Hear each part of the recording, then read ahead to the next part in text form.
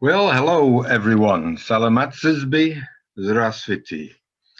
On behalf of the British-Kazakh Society and our partner, the Department of International Trade in the UK, it's a real pleasure to welcome you to this event today, a webinar entitled Agribusiness in Kazakhstan, a focus on livestock.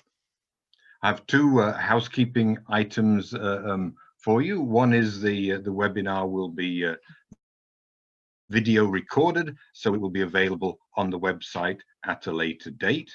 And also, I'd like to advise you that there is a Russian language channel, which you should be able to see about here on your desktops or laptops.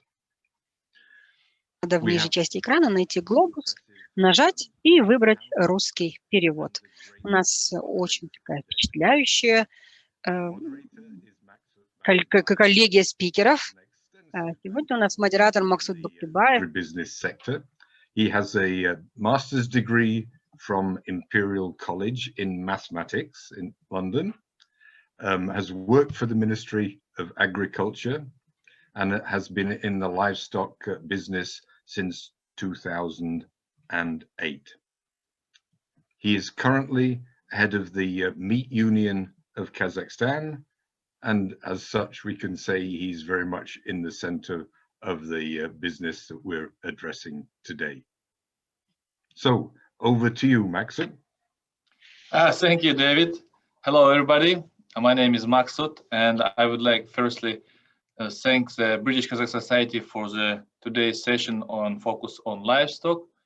This topic is very important for Kazakhstan, and especially in the rising questions on food security.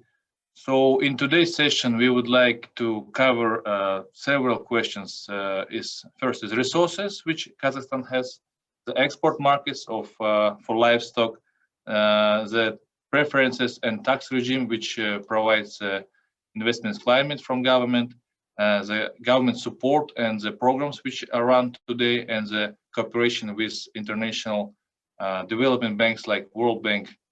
So today we have several speakers. I would like to introduce each of them, and then I will have a short introduction for our industry, what is going on today. So the first speaker would be Tatyana Blazhievich. She is trade officer as a UK Department for International Trade. So she's working with Kazakhstan since 2017, and she's involved into mining and agriculture. She is responsible for organization and delivery of the first UK agri-tech trade mission to Kazakhstan. The second speaker is Artavazd Hakobyan. He is from World Bank, and he is senior agriculture economist in the agriculture and food global practice.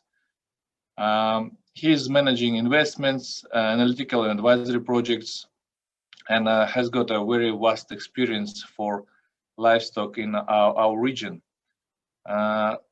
His colleague is Talimjan Urazov, also from World Bank. He is senior agriculture specialist, operational officer, and also his country office in Kazakhstan. And he is very good in preparation, implementations, and evaluation of agricultural development projects, and working with government in order to proceed with World Bank financing to make it happen, basically. The next speaker would be Lawrence Brown. He is the animal science and aquaculture sector specialist in Department for International Trade of UK. So he is supporting UK government to work with foreign investments and facilitate future trade partnerships. He is a qualified veterinary surgeon and independent consultant with international experience of clinical practice and a lot of animal health sector. And the last speaker would be Ardak Zebeshev. He is deputy chairman of Investments Committee of Kazakhstan's Ministry of Foreign Affairs. The investment committees responsible for the support and implementation for investments projects. And his personal background is he graduated from King's College of London and Warwick Business School, and he was chairman of the Bureau of UNI's Convention of the Protection Transboundary Water Courses in International Lakes. So here is the list of our speakers, and I would like to cover up the what we're going to talk today. Basically, we're going to talk about resources, vast resources which Kazakhstan has to develop agriculture and livestock, export markets, what we have, what kind of markets we have got now, and so you may know that Kazakhstan has the 9th place in the world by its territory, and it's not the I would say the it's a matter of 1,000-year history which has been done in this territory, because this territory is origin of livestock and horses has been domesticated in this territory. So our ancestors, in order to survive, they been doing a big business in livestock. So right now it's a good time to reopen these opportunities. And as you may know, our pastures has got 5th place in the world by the area, after United States, Australia, China, and Brazil. Австралии, Китая и Бразилии. В 2008 году сама программа по животноводству была запущена в 2010 году. И что было сделано с того момента? Первое, была система государственного управления немножко сдвинута от такой советской модели к современной модели, основанной на породных ассоциациях и на независимости, автономии таких ассоциаций. И мы взяли как пример Канаду, Австралию, США, то есть мы изменили все законодательство в этой области.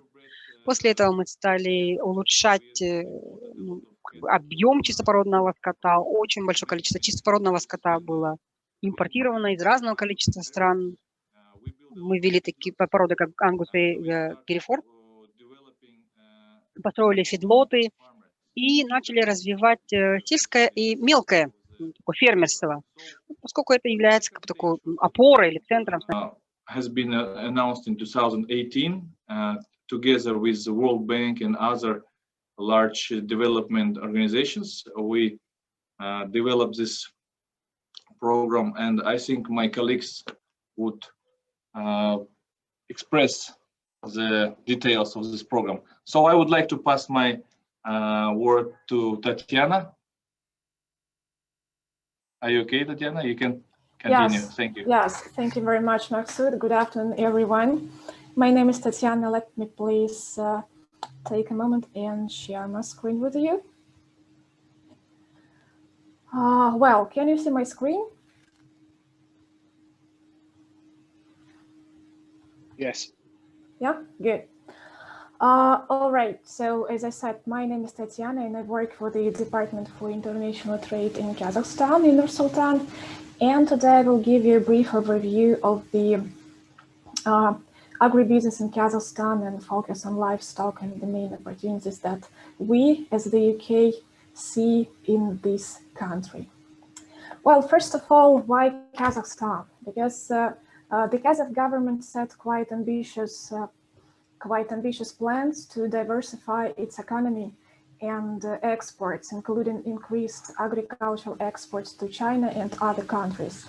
I will give you an example that in 2019, Kazakhstan and China have signed an agreement on export certificates for pork export.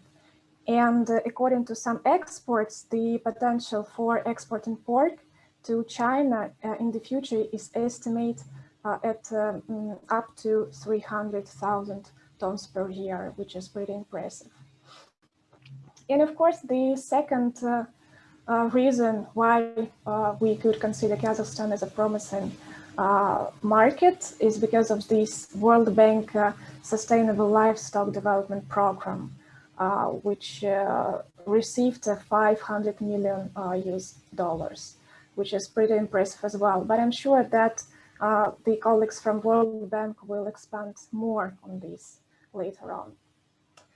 And there are some facts about the livestock in Kazakhstan. As Maksut already mentioned, the livestock is traditionally and historically one of the key agricultural subsectors in Kazakhstan.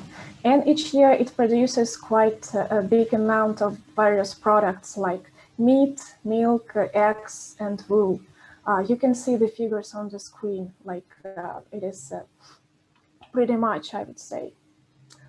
The UK exporters, suppliers who are willing to enter the markets need to consider that the best and the most common route to the local market would be through the local distributors and agents. And this is what sort of support DIT can provide to those who are interested to explore our market. But it is not a secret, where there are opportunities, there are challenges as well. And the most frequent challenges that the exporters may face are customs regulations, because as you know, Kazakhstan is not unique, and especially given that we are one of the member states within the Eurasian Economic Union.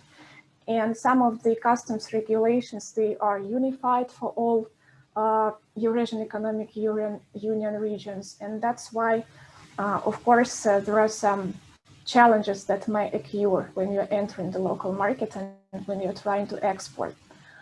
There is another strand of possible challenges, obstacles that you may face while entering the market. This relates to export health certificates, or how we call them in other words, phytosanitary and sanitary certificates. And currently there is a massive work is being done by the Department for International Trade within all 5 markets within the Eurasian Economic Union and the UK on a re-agreement on the number of export health certificates.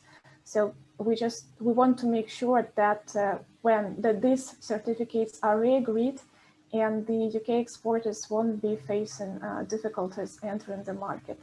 But of course, it was expected that these will be finalized by the end of 2020, but this process obviously takes much longer than we expected, because these certificates, first of all, needs to be re-agreed and agreed between the member states and then between the UK as well. Sorry, am I out of time? No? Oh, sorry.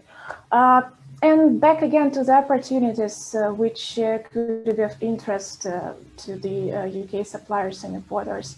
We see the opportunities in the livestock, like in education for livestock farmers, dairy farming equipment and expertise, livestock digital tracking reporting system, beef farming and feedlots, livestock development and meat processing, semen exports, including embryos, UK live cattle and sheep exports, and the process optimization technologies that would help produce environmentally friendly organic products. And we, as a Department for International Trade, of course, here, first of all, to support the suppliers, the exporters who are willing to export. How we can do that?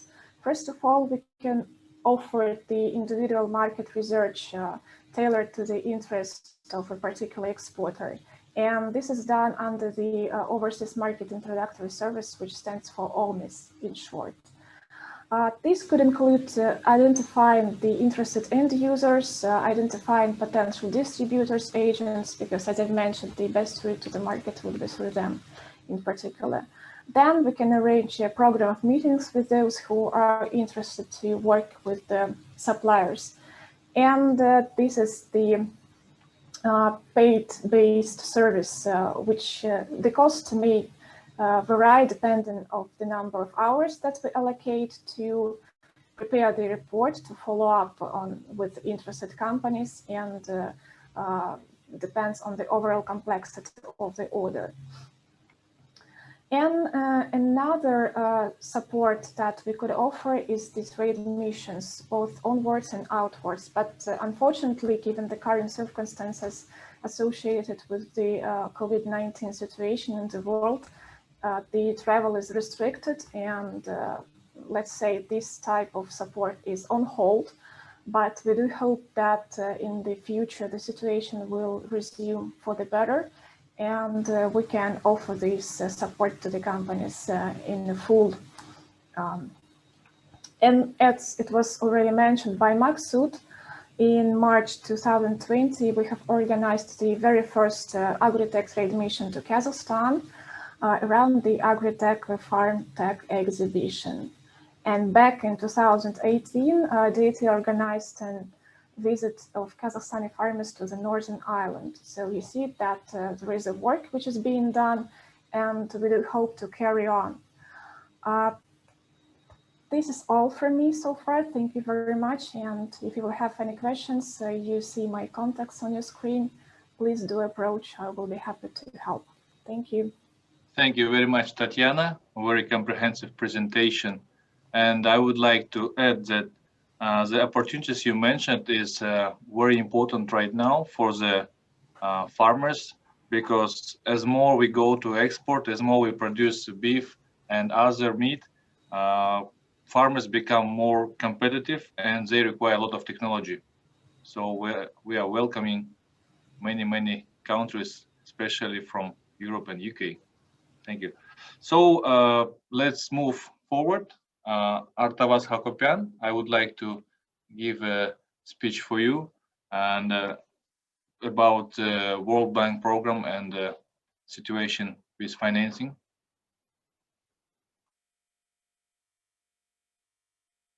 Okay, we see the presentation.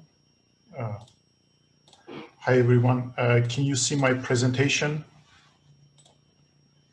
Yes, we see the presentation. Great, and thank you very much for inviting me to speak today, and thank you very much, Mr. Baktibayev, for your kind introduction. Let me just go to the first slide and just take a step back from the World Bank's involvement in Kazakhstan livestock sector and talk about why is it important to focus on agriculture and agricultural development in the pandemic and post-pandemic environment. And I would like to bring back the messages from the World Bank IMF annual meetings that took place in October 2020. And the key messages were boosting jobs, helping poorest, supporting low carbon economies, and protecting nature. Those are very important messages for post-COVID recovery. And I would like also to cite our managing director, Marie Pangestu, who mentioned, unless we invest in stronger and healthier and more resilient food systems, we will repeatedly keep facing crisis. And I think this is in that context that the World Bank's funding for livestock sector is important in Kazakhstan. And we see the resilience in agri-food systems in the four kind of major components: competitiveness, inclusiveness, environmental sustainability, and One Health. And basically that's the four areas in a broader context that we are trying to address through the livestock operation. And every time I speak about the livestock operation that we're supporting, I bring up this picture. And Maksut Baktibayev will remember that he first showed me this picture in the winter of 2018. And that was an aha moment, because this picture really encompasses the key areas for livestock sector development, the vision of the government and the vision of the that encompasses the development path for the sector. And there are three messages that I would like to highlight on this picture. And Maksut Baktibayev already mentioned the farmer, the small and medium farmer, as the center of the attention, as the main emphasis of the government intervention and sector development. I would like to also add the competitiveness dimension, because the competitiveness helps diversify exports, improve the export performance by improving the public service delivery in animal health, in agricultural advisory services, and in linking farmers with markets. Those are the key important public services that we are trying to jointly address with the government, with the livestock industry, and with the expert community. I've talked about inclusion, and that's the farmer at the kind of center of the attention. And I would like also to bring in the environmental sustainability dimension of the program. And I think I saw in the list of participants many names who have participated in our previous events. So they have heard us speaking about environmental sustainability of livestock production. But I would like to bring in an example of why environmental sustainability is important when Kazakhstan is embarking a path towards export competitiveness. It is very important, and I'd like to tell you an anecdote about Russian airplanes. When Soviet Union collapsed, somehow Russian airplanes stopped flying to European airports because they were too loud. They were good quality, but they were too loud. And in the past 20, 30 years, Russia has been rebuilding its airplane industry. We don't want to see the same thing with Kazakhstan livestock industry. We don't want to see when Kazakhstan starts entering the global markets, the exports get shut down because the meat is not produced in an environmentally sustainable or climate smart way. That's why it is important to start investing in climate, in environmental sustainability. My colleague Talimjan will talk about this more, but I think we are kind of embedding environmental sustainability and climate resilience in the program in order for the beef from Kazakhstan to be more competitive and have access to more markets when the exports start increasing.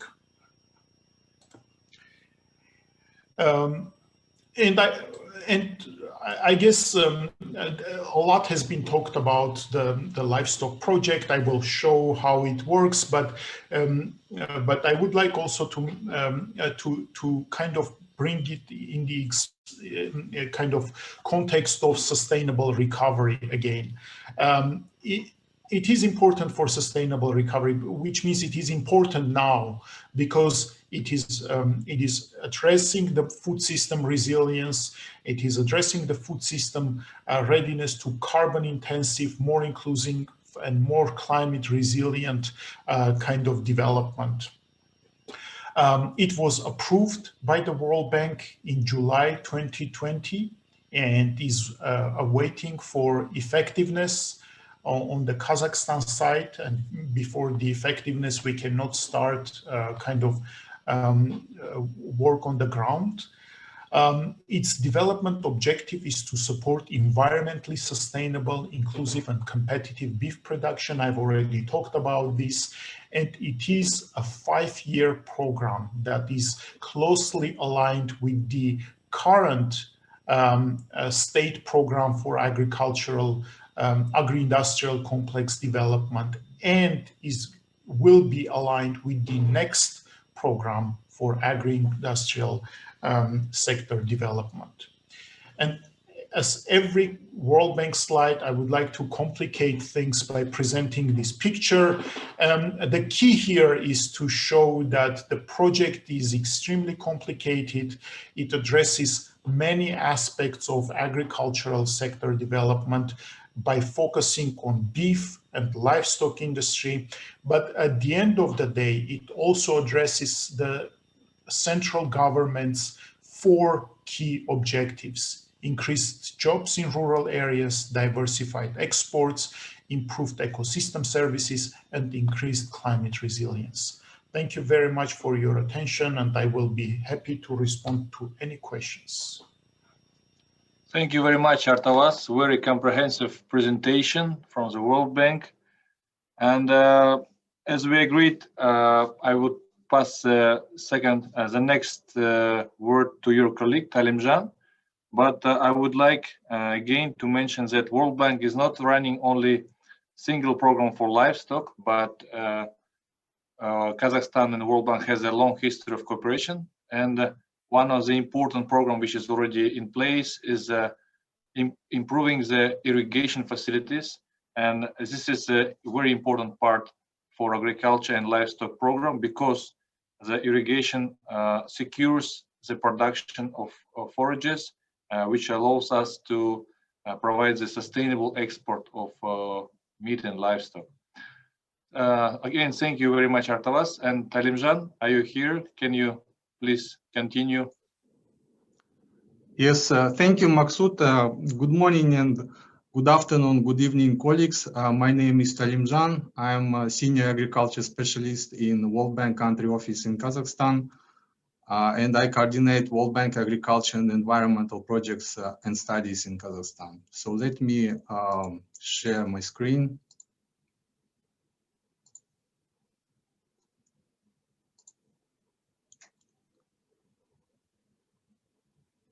Is it okay now? Okay. So,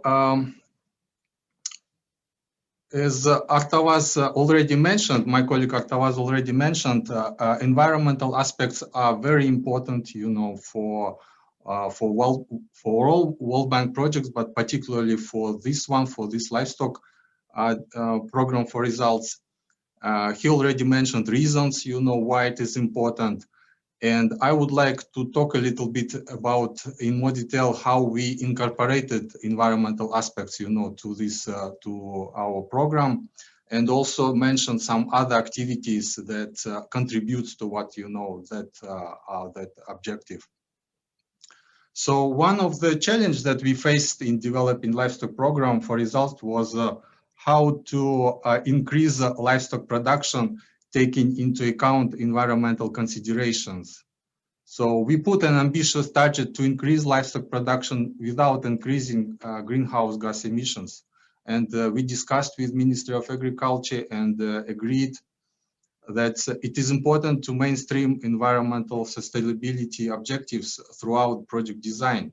And in particular, 3 DLIs, 3 disbursement link indicators in the program out of 6 have a direct link to environmental sustainability. Here is just an example. For example, DLI number 3, that's related to extension program. So we will disseminate and train farmers with good environmental practices in livestock. Next DLI is connecting using public resources toward more environmental and climate outcomes. And there is also DLI on establishment on monitoring system of GHG gas emission and improvement of information systems, you know, that will lead, you know, to land productivity and reduction of land degradation. So upon implementation of the program, we expect, you know, to achieve these results, increase productivity and decrease GHG emissions through improved livestock management practices. And here is examples of such practices: feed management, winter feeding, genetics, animal health improvement. We also plan to increase soil carbon sequestration through improved grazing management practices. And the next project that I'm going to talk about is give explain how we are going to test various good management practices. And we also plan that increased share of investment subsidies will be given to the equipment that is facilitates adoption of energy efficient practices and production of renewable energy. So these are under this livestock program, we plan to achieve these results, and this is how we mainstreamed environmental objectives to the program. I would like also to talk about another project. So apart from Sustainable Livestock Development Program, World Bank has a couple of other related activities with focus of environmental objectives. So let me mention Resilient Landscape Restoration Project, which is under preparation now and going to be financed with GF grant. Since it is a grant project, project size is not that big, only $4.34 million. But the project should allow to test various agroforestry practices, which could be scaled up later with probably with with support of state program and further mainstream to the livestock development program. So the project has this small project has following three components. Is piloting community-centered approach on dryland agroforestry and land restoration. The second component is capacity building of the Forestry and Wildlife Committee, since this project has related to forestry management as well. And there is a project coordination and monitoring. So objective of the agroforestry practices would be to improve pasture conditions using available forest resources. Major agroforestry practices include combination of growing forest and fruit-bearing trees with other branches of agriculture, including horticulture, aquaculture, livestock, for example. And during project implementation, we plan to establish demonstration plot in Zylarday and Zhambyl Oblast. Demo plots will be provided with the well to supply water for grazing animals and expected to put under sustainable land usage practices about 3,100 hectares of surrounding pastures. So these are examples, how we are going to test these agroforestry practices, and the best practices with the most cost-benefit results will be then scaled up later. So there is a irrigation project that Maksut mentioned earlier. This project is under implementation, so it started some time ago, and it is implemented in southern part of Kazakhstan, in 4 oblasts in southern Kazakhstan. So it is not directly related actually to agriculture, but to livestock, sorry, but more to crop production. But still, it has an important environmental objective, of more efficient usage of water resources. So the project is covering rehabilitation of irrigation infrastructure in 10 project areas. So there is a component on, capacity building for farmers to use more efficiently this improved irrigation. And there is a component on the agricultural development, which, covers demonstration plot and training for farmers Part of the irrigation of the areas, with improved irrigation could be used for fodder production, but we consider that most will continue to be used for crop production of other crops, basically not related with livestock. So that's all from my side for the moment, and we can talk later, about questions related to livestock program. Thank you. Thank you, Talimjan. A very comprehensive presentation. And I would like to introduce the next speaker, Dr. Lawrence Brown. Right here. Okay, you can start, please. Great, thank you very much. I'm just going to share my screen. Oh, I'm going to assume you can all see that okay. Hello, thank you very much. It's a real pleasure to be here. My name is Dr. Lawrence Brown. I'm the Animal Health Sector Specialist with the Department for International Trade. And I've been asked to give a short presentation on the UK livestock sector and some of the services and technology that are available. So just to give a high-level overview of the UK livestock sector, due to terrain, climate, and where our urban areas are situated, a lot of our livestock is located in Scotland, Northern Ireland, Wales, and parts of England in the north, the west, and the southwest. The UK livestock sector is incredibly important to the UK. We export around 580,000 tonnes of British livestock products a year, worth £1.35 billion. The UK produces 900,000 tonnes of beef a year, of which just under 150,000 tonnes are destined for export.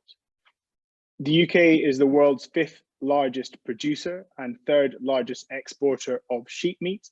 With 300 tonnes of lamb and mutton produced annually, we export 88,000 tonnes of sheep meat, valued at £373.8 million. We have quite a substantial milking herd here in the UK, about 1.87 million dairy cows, and about 25% of those are located in the southwest of England. And we have a really strong average milk yield of around 8,000 litres per annum. So really, really good milk output from our dairy farms as well. And the UK is home to world-class veterinary and livestock science. The UK last year opened its 9th vet school, a joint venture between Harper Adams and Keele University. Wales will be opening their first vet school this year, and that will bring the total number of veterinary schools in the UK up to 10. And in the most recent rankings, the UK is home to 6 of the top 20 global veterinary universities in the world, with the Royal Veterinary College in London taking 2nd place. Our universities also have expertise in livestock science, ranging from genetics, nutrition, husbandry, agribusiness, and engineering. And just to highlight some examples, the Roslin Institute up at Edinburgh University up in Scotland, most famously well known as being birthplace of Dolly the sheep, the first mammalian clone. They're experts in livestock genetics and breeding programs. We also have the Pirbright Institute down in Surrey in the southeast of England, a world-leading centre of excellence for research in surveillance of viruses that affect livestock, as well as viruses that spread from animals to humans.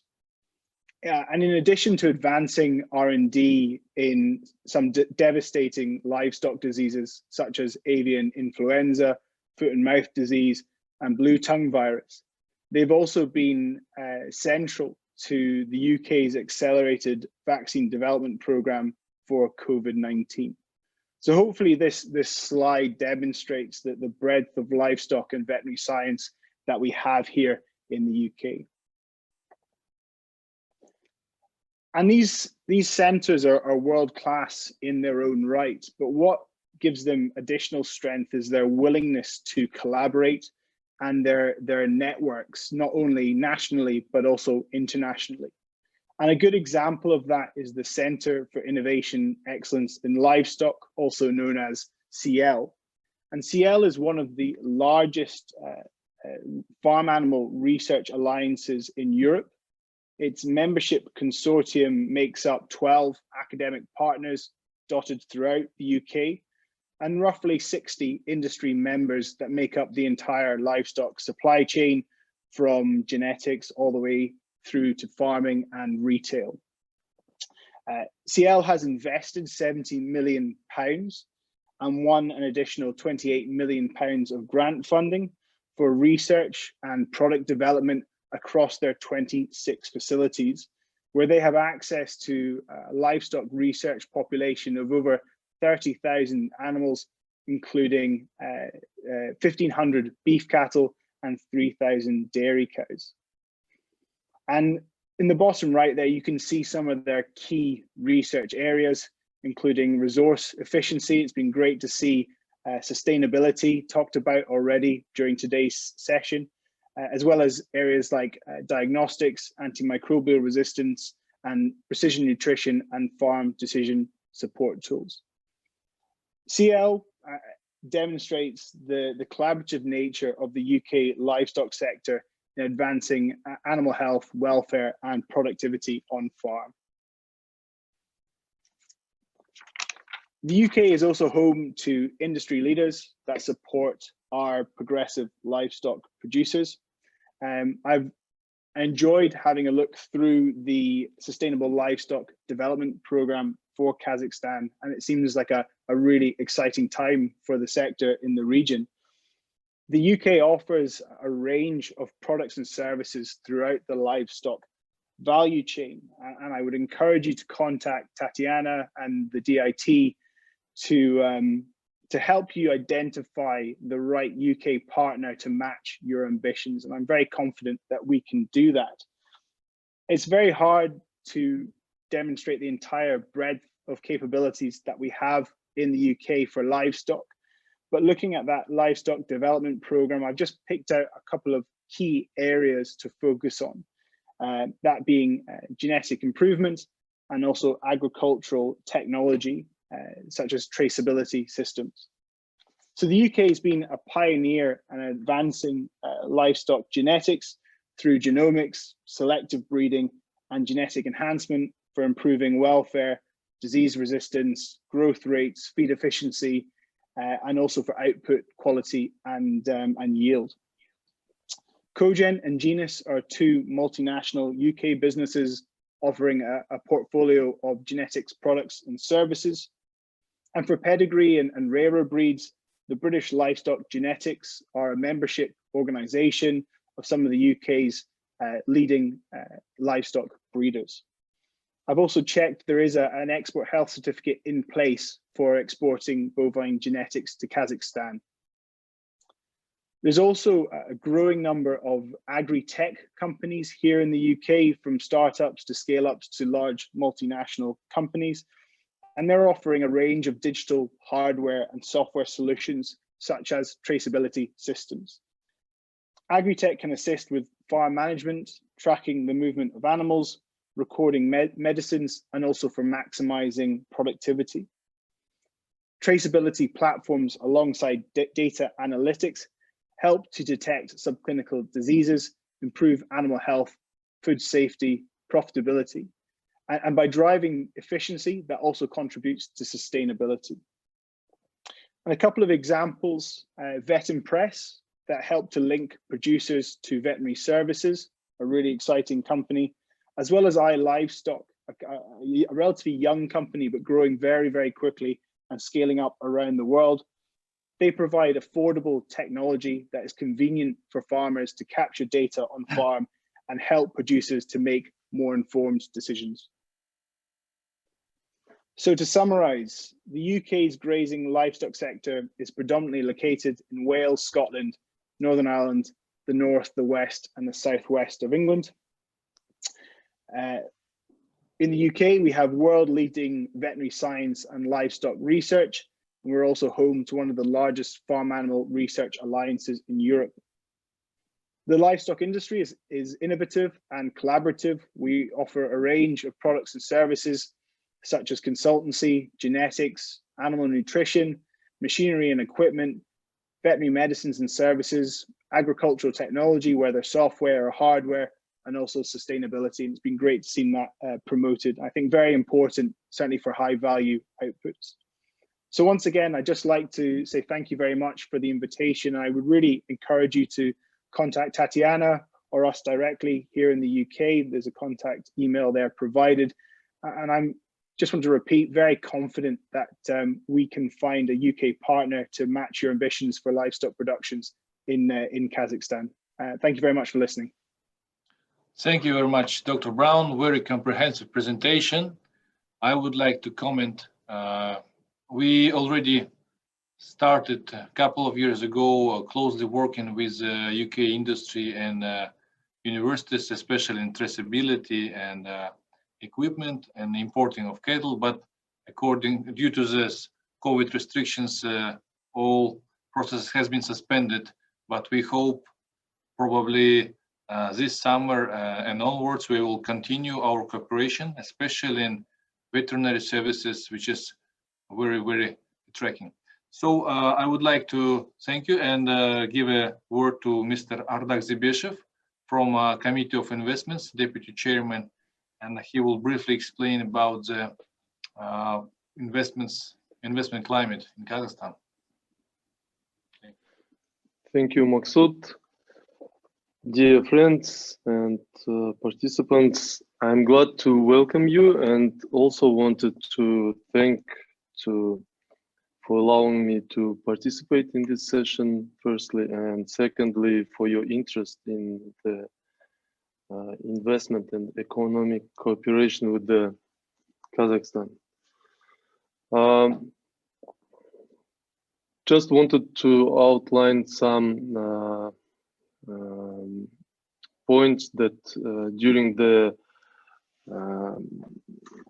years of independence, Kazakhstan has done substantial work in order to attract foreign direct investment.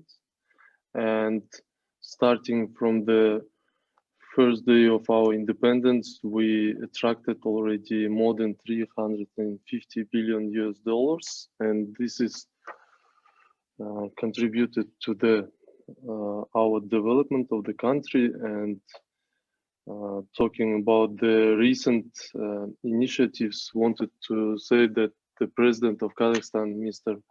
Kassym-Jomart Tokayev, outlined the priority in attracting the foreign investment and promoting export of Kazakh goods. So in order to make it more favorable for investors, he introduced a new mechanism, which is the strategic investment agreement. It's necessary to say that we already had such instruments like investment contracts and special economic zones and other instruments like a special institutions for promoting investments in different fields. For example, in agribusiness, we have a Kazagro with its subsidiary components like Kazagro Finance and etc. But this strategic investment agreement, it gives the flexibility for the investors, and then where they can get the it can increase the trust in our how to say it, in our policies that we do, and this agreement can give them some assurance for the longer period of time. So for example, the first agreement was signed this year, just recently on 12th of January. it was announced in news that Valley, which is a subsidiary company of Valmont Industries, they signed the agreement with the government of Kazakhstan. So this is the first step.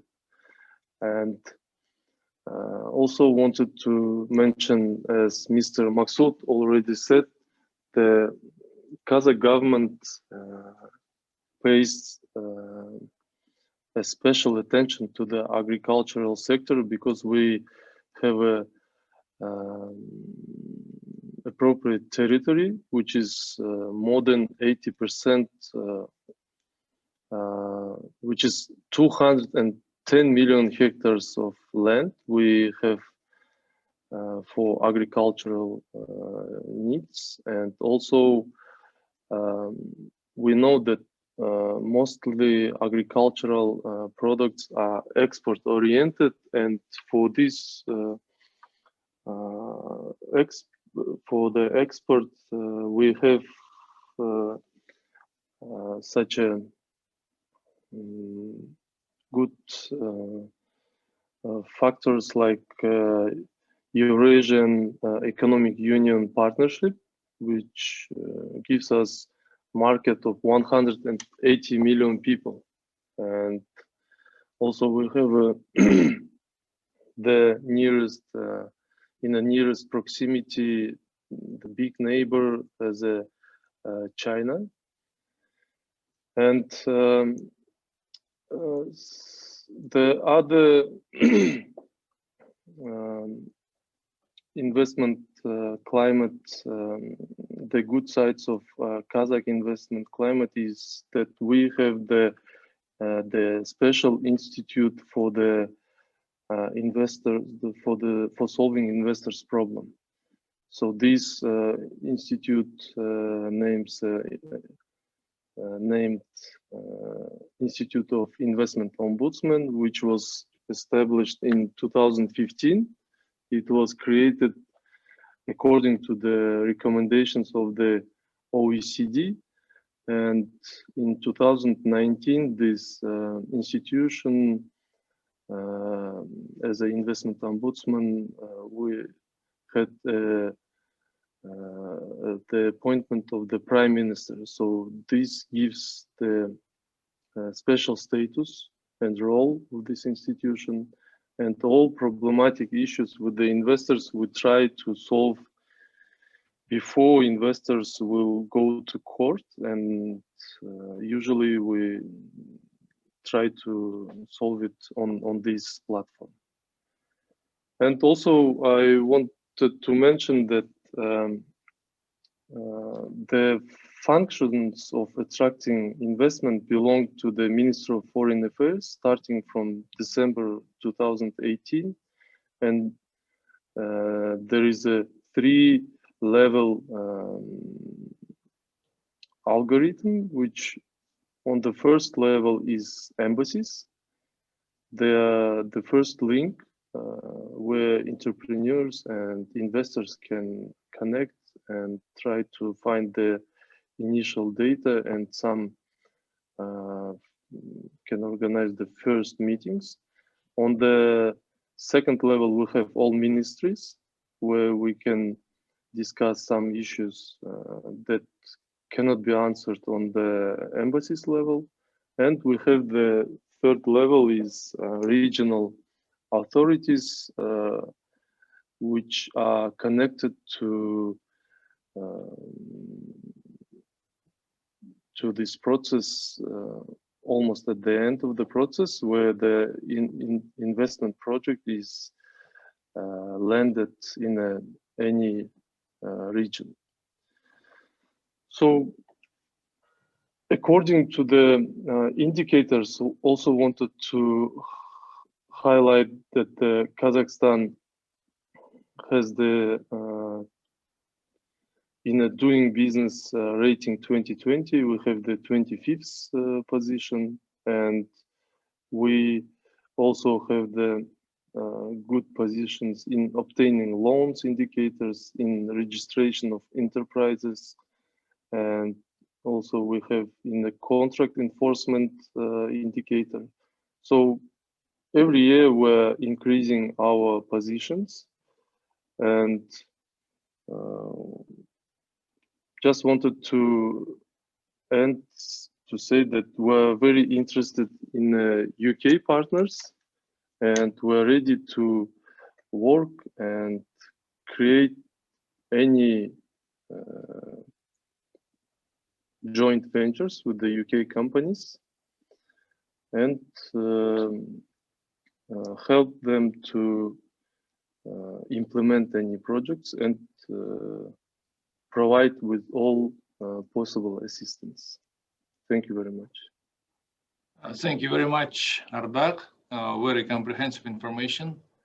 I would like to add some information about the investor climate regarding the start of Astana International Finance Center, which has a special status and a separate court system which is based on UK law. So, and it's very familiar for European and UK companies, and it will be helpful to establish new companies and joint ventures. So we have got several questions and from our participants, and I would like to try to answer some of them. It's very, very interesting questions, basically. If you don't mind, I can answer by myself for one question. So the question is: the state's current strategy of agriculture expires this year. Does the panel have any insights into what the government's future policies will be to develop the livestock sector over the period of the new state agriculture strategy for the next year?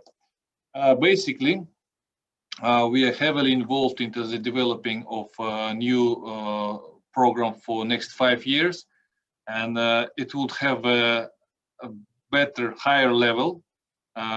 Our president announced that they would call as national projects, and it will be hopefully backed up by the law, not the government decree. So it will have a better policies. So livestock has got a central place into this plan, and it also works alongside together with the programs which is run by the World Bank and the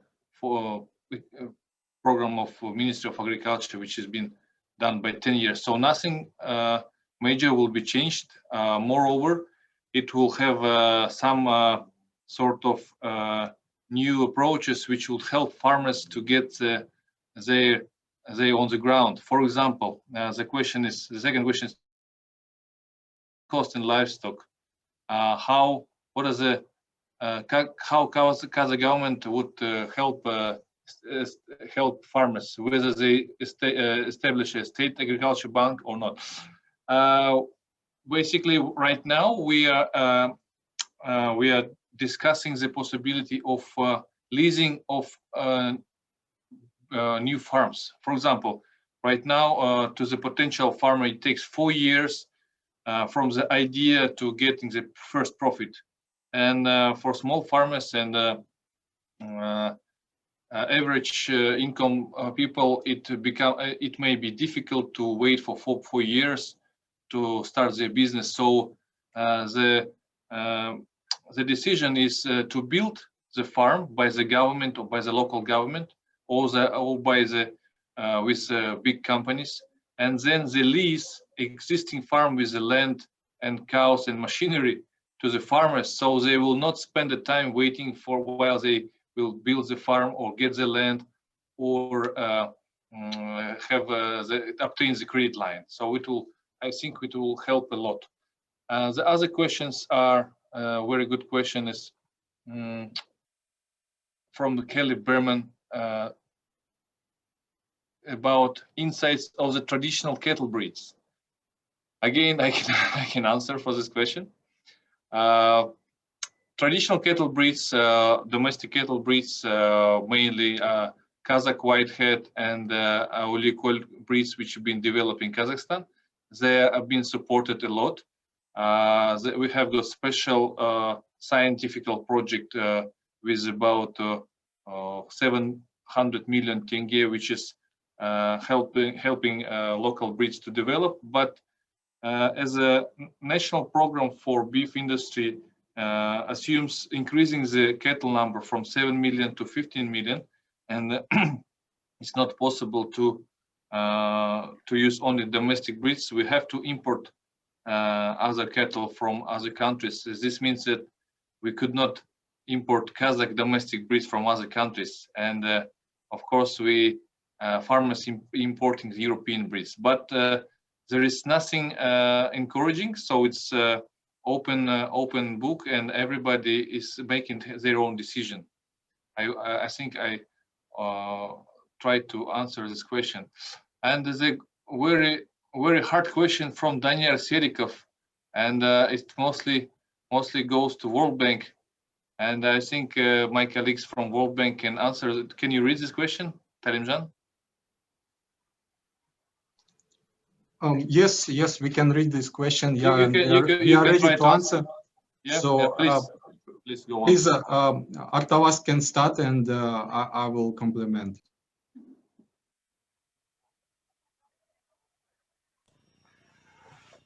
Okay, so I'm reading the question: when the World Bank project of $500 million on livestock development will start in Kazakhstan?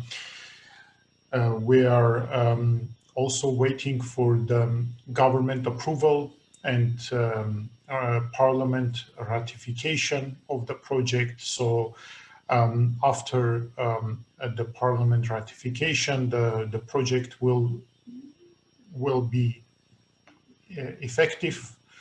At this stage, we don't know yet when this will take place, but keeping our fingers crossed that this will happen rather sooner than later. And this project is, as we explained, is focused on beef cattle industry.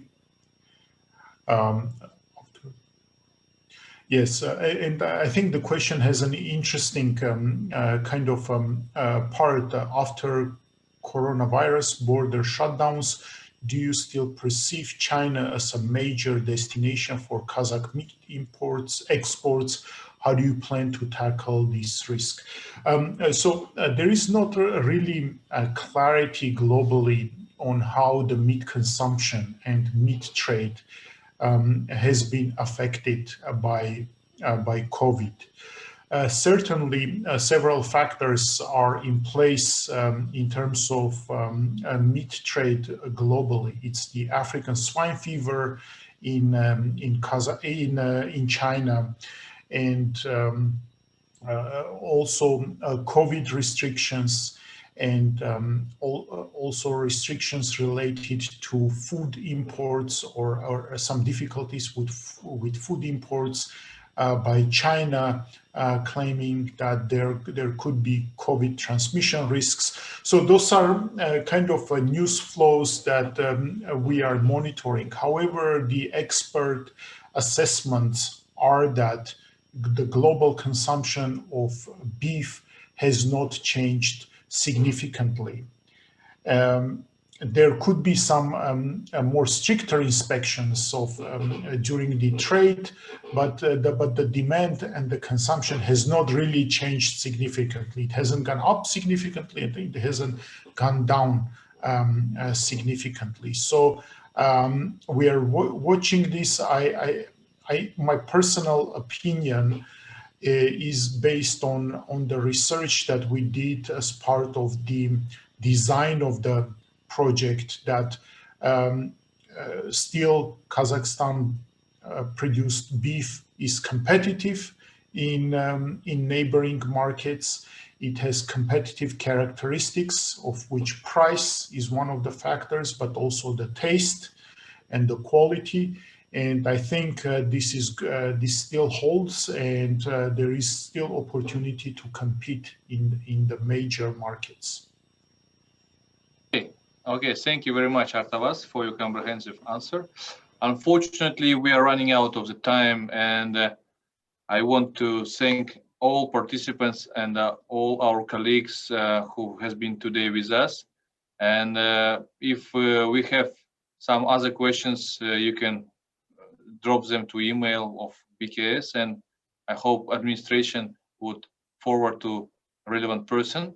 And again, thank you for your interest in livestock industry. Hopefully we will meet. Maksut, Yes. one commentary. So yeah, due to lack of time, we can't answer, you know, the all questions related to World Bank project. But one thing to note that once a project is, you know, signed and you know, when it will be ratified, we are planning to do a communication campaign about the World Bank project, and we will try to answer all questions, you know, related to there are questions, for example, on environment that I covered in my presentation. You know, there are questions on World Bank activities in other countries, in Uzbekistan, in the region. So we will try to answer all questions, you know, during this webinar series. Yeah. Well, perhaps we could do that together at some point in the future. So thank you all. Thank you, Maksut. At this point, I'd like to thank everyone, particularly obviously Maksut for his wonderful moderating, all of the panel for their comments and interventions, and also acknowledge the people that you don't see here, which is Talimjan who's managing on behalf of the BKS the webinar behind the scenes, and also Gaini Nukabayeva, who was interpreting in Almaty. Finally, I'd like to just mention the future British-Kazakh Society events. We plan the next Agribusiness event in May, and over the next 3 months we have mining, oil and gas and renewables, as well as financial service webinars planned. And broader than that, the Society has several other events related to the 30 years of Kazakhstan's years of independence. So with that, I'll encourage you to look at the website, join the Society, look forward to seeing you at the next events, and all keep safe. Thank you. Bye now.